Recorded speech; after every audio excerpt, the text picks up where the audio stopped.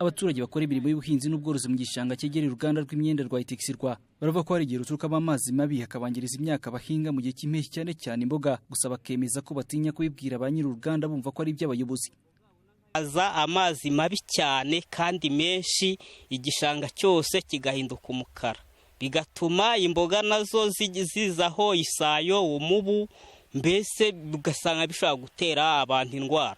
Twebwe nk'abaturage rero bahinga mu gishanga cya Itexirwa ntabwo twajya kubwira umuhinde ibyo akora bitari byiza, ubwo ni iby'abayobozi. Iyo bakoze nka geresaje nk'ibintu byo kuvanamo umwanda, natwe igihe dukora imboga, igihe tuvomera, twuhira, hari igihe tugira gutya twajya kubona ari nk'umunsi wo gusarura ugasanga haje nk'umwanda ugashokeramo hariya ari nk'imboga, ukaba utari busorome ngo ubone ukuntu uri burya.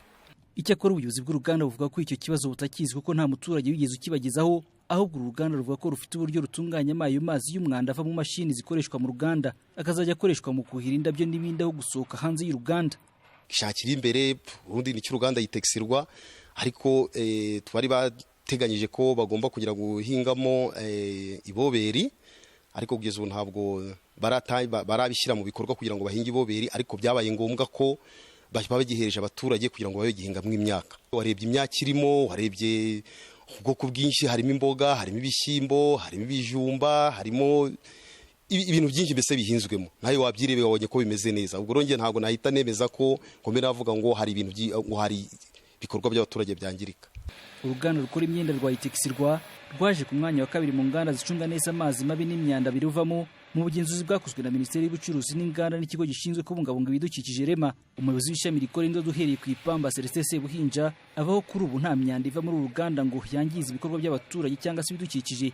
Twakoze nanone gahunda, uruganda rutumiza imashini biomass boiler aho ushobora gukoresha ibicanwa by'ibisigazwa byo mu nganda byumye nk'amakarito n'ibidodo mwabonye n'ibitambara n'ubutambara buto bugenda busaguka. Boiler imaze kuboneka none tujya dufata bya bisigazwa abajye dukoresha muri boiler nk'uko mwabibonye nk'uko mubibona hano, hanyuma biza kudufasha ku mavuta twatumizaga. Ubwo ibyo ngibyo twahise duhagarika imashini za boiler twakoreshaga dutumije amavuta, hanyuma dukomeza gukoresha izi mashini dukoreshamo ibi bisigazwa mwabonye by'imyenda n'iby'amakarito. Minisitiri w'Ubucuruzi n'Inganda François Kanimba atangaza ko nyuma y'ubukangurambaga burimo gukorwa mu nganda ngo zubahirize gahunda yo kutangiza ibidukikije no kwangiza ibikorwa by'abaturage kubera imyanda izivamo, abatazabyubahiriza bazajya bafatirwa ibihano. Ntabwo rero turatekereza iby'ibihano, ariko hari igihe gishobora kuzagera n'ibihano bikazamo igihe porogaramu izaba yaramaze kumenyekana yarakwirakwijwe hose. Hari noneho bimwe na bimwe mu byo iyi porogaramu yigisha, hari igihe bizageraho tukabihinduramo ibipimo by'ubuziranenge mu byerekeye ibyo dusaba inganda gukora, gucunga neza ibijyanye n'ingufu, gucunga neza amazi n'ibindi. Nibimara rero kwinjira mu bipimo by'ubuziranenge, ubwo noneho tuzasigara dukurikirana abatabikurikiza bashobora kuzagenda bafatwa ibihano.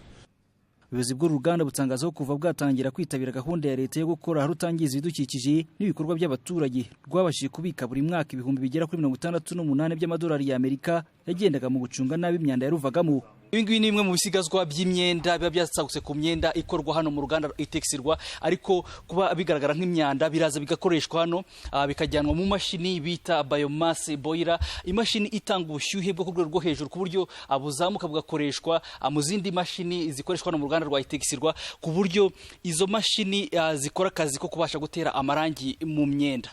Bienvenue Damutusi, Televiziyo y'u Rwanda i Kigali.